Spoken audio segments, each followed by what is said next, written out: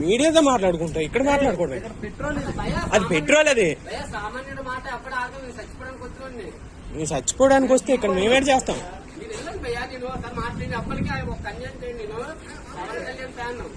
అవును, నువ్వు పవన్ కళ్యాణ్ ఫ్యాన్ అయితే మాకు ఎవడైతే లేగో, తప్పది లేగో. వద్దు మీడియా కట్టే.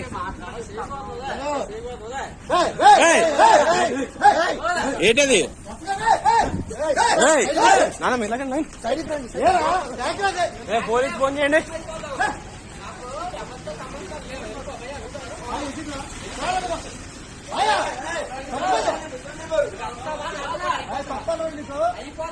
ఇక్కడ నీకేం సంబంధం వచ్చావు? ఏంటి నీ ప్రాబ్లం ఏంటి అసలు?